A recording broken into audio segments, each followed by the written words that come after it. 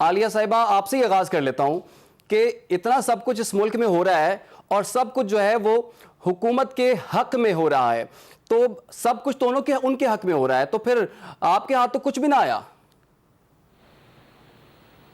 बिस्मिल्लाहिर्रहमानिर्रहीम। मेरे ख्याल में इस मुल्क में जो भी हो रहा है हमारे हक को तो छोड़ दें और इनके हक को भी छोड़ दें। जो कुछ भी हो रहा है वो अवाम के हक में नहीं हो रहा, पाकिस्तान के हक में नहीं हो रहा। आज पहली दफा 22 करोड़ अवाम को ये लग रहा है कि वो कीड़े मकोड़े हैं। पहले वो इश्तिहारी फरारी वजीर आजम के जहाज में जाएंगे यहाँ से, और उसके बाद उन्हीं मनी लॉन्डर्स को, उन्हीं चोर लुटेरों को उसी वजीर आजम के जहाज में यहाँ पर लाया जाएगा। पहले उनको माफी दिलवाई जाएगी और माफी दिलवाने के बाद सेनेटर का हल्फ देके खजाने की चाबी पकड़ा दी जाएगी। वैसे भी हमने सुना है खजाने में आलमी इदारों ने सैलाब के लिए कुछ पैसे भेजे, अब उनको भी तो ठिकाने लगाना था, इसलिए इसहाकदार साहब को बुला लिया गया। तो मैं सिर्फ इतना बता दूं, सबसे पहले तो आज वजीर आजम साहब को इस बात के ऊपर कि वो इश्तिहारियों से, मुजरिमों से, यहाँ से मफरूर हुए लोगों से यहाँ पर जाकर इस मुल्क की मशावरत करते हैं। ईस्ट इंडिया कंपनी इस मुल्क का वाइसराय मुंतखब कर रहा है, इस मुल्क को क्या बनाकर रख दिया है। तो ये पीटीआई के हक को तो छोड़ दे, पीटीआई के हक में तो पूरी अवाम खड़ी है, इनके हक में कौन खड़ा है? लेकिन आलिया साहिबा, जैसे कि आप कह रही हैं कि अवाम आपके साथ खड़ी हुई है, आपके सामने इसहाक डार साहब गए, आंखों के सामने एक प्राइम मिनिस्टर के तैयारे में गए, एक प्राइम मिनिस्टर के तैयारे में वापस भी आ गए, उनके केसेस भी खत्म हो रहे हैं और दोबारा से उसी ओहदे पे वापस भी वो आ गए हैं। सवाल मेरा ये है कि आपने इतना सब कुछ किया, इतने मुकदमात भी बनाए, अदालतों में केसेस भी चले, इसके साथ साथ आप लोग गवर्नमेंट में आए, बड़े बड़े जलसे भी किए, इमरान खान साहब ने बयानिया भी बनाया, लेकिन आप लोगों ने क्या कर लिया इन लोगों का? फिर सबसे पहले तो मैं एक बात बता दूं, सवाल मुझसे तो नहीं होना चाहिए, ना पीटीआई से होना चाहिए, ना चेयरमैन इमरान खान साहब से होना चाहिए। सवाल तो अदलिया से होना चाहिए, सवाल तो वो 24 घंटे खुलने वाली अदालतों से होना चाहिए, रात 10 बजे लगने वाली अदालत से और रात के 12 बजे खुलने वाली अदालत से भी ये सवाल होना चाहिए कि कैसे हो रहे इस मुल्क के अंदर चोरों लुटेरों को इतनी खुली छूट। दूसरा सवाल होना चाहिए उन फैसला साजों से जो इस मुल्क में हुकूमतें लाते और गिराते हैं। लेकिन इन्हीं अदालतों से आपको भी तो हमारे ऊपर मुसल्लत करना था। सिर्फ एक सेकेंड में ये रिलीफ की तो अभी आए ना। पहली बात तो ये होनी चाहिए कि क्या एक बंदा जिस पर आमदन से ज्यादा असासों का केस हो, जिसके टावर्स निकल रहे हो दुबई के अंदर, जो इस मुल्क के मईशत की तबाहाली का जिम्मेदार हो, ये मैंने तो नहीं कहा था, चीफ ऑफ आर्मी स्टाफ ने कहा था और नेशनल सिक्योरिटी की मीटिंग के अंदर कहा था कि वेस्पा कंपनी के 2 प्लांट्स लगने थे। मुझे इटली के सफीर ने आकर बताया कि उस पर ये किकबैक्स मांग रहे हैं। फिर इन्हीं से सवाल आप बहुत बड़ा इल्जाम लगा रही हैं। क्या आप पूरी जिम्मेदारी से ये इल्जाम की तस्दीक कर सकती हैं? आपने किससे बात सुनी?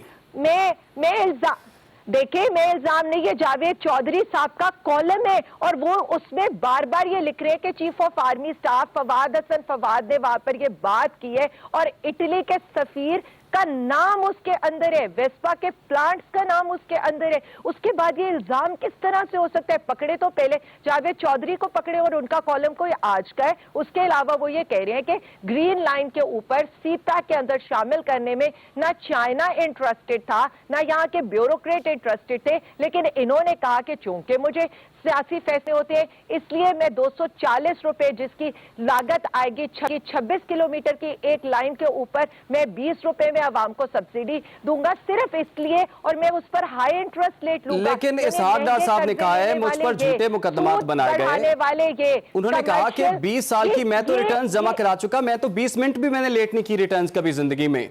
तो ये झूठे मुकदमात थे जिसका अंजाम तो यही होना था। इसहाक डार साहब की बात कर। एक मिनट इमरान साहब, मुझे एक छोटी सी बात बता दें, वो 42 पेजेस वाला हल्फनामा भी झूठा है। फिर जेआईटी के आगे पेश होने से इनका फरार होना वजीर आजम के जहाज में भी झूठा है।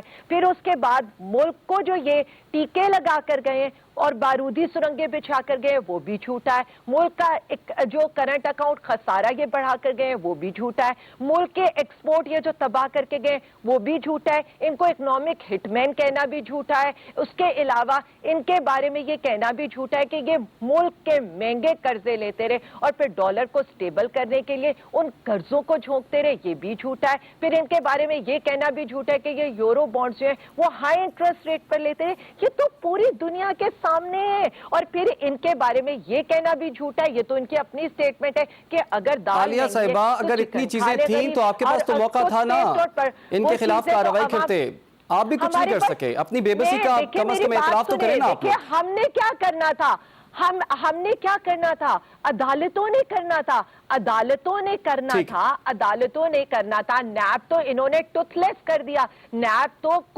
कोई आज नैब ने तो वैसे ही सरेंडर कर दिया जैसे कुछ दिन पहले 1100 अरब की केसेस के ऊपर 150 लोगों को रिलीफ दे दिया उन्होंने, जैसे चौधरी शुगर मिल्स में उन्होंने वजीर आजम और एक्स। तो आलिया साहिबा, आप असेंबली में रहते ना, तरमीम ना होने देते आप लोगों ने भी इनको खुला रास्ता दे दिया, वो जो चाहें जो मर्जी कर लें।